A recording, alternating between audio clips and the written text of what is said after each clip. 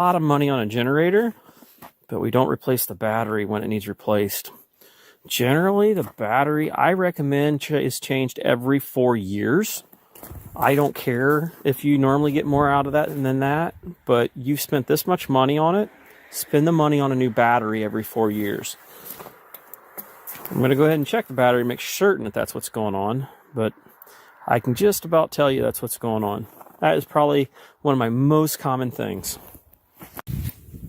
This is one of the newer ones, which you got to take this whole right hand corner off here, which I think it pops off on the side. I believe we got to just take these out here, so I got to go grab some tools. Kind is better for the overall part, but kind of a pain in the butt to get to otherwise. All right.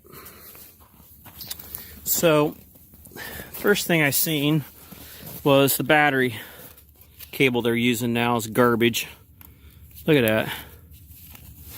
I don't know when they went to this. It was fairly loose. These are some of the best batteries out there, the X side here. But when we check the battery here, we put it under a load, it drops down about 10.4-ish area. The battery might be just a little bit low, but at the age we've got here, I'm going to recommend we replace it. I bet you if we check the water levels, they're probably low also. So one thing about this cover, the way they switched it, which was pretty nice, is you can actually get the battery out. So that's pretty sweet. I mean, that was one big improvement. But this right here, those things are just asking to be broken off. So if they would have made them out of something more resistant, I guess it would have been fine. But unfortunately, those just aren't cutting the mustard right there at all. I'm going to pop the top of that cover there and look into water levels. I have mixed feelings on serviceable batteries or not. Myself personally, I prefer serviceable batteries, but most people don't ever service them. So I checked the battery and water levels, fine. I'm going to leave it up to the customer. It's their money. Let them make the decision. See if we can see a date on this out here too. August 17, is that what it is?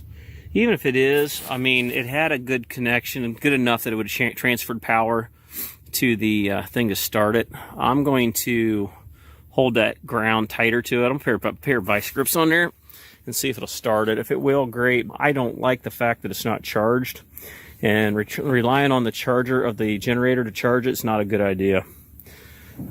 It's just a trickle charger. We went ahead and got a pair of vice grips on there.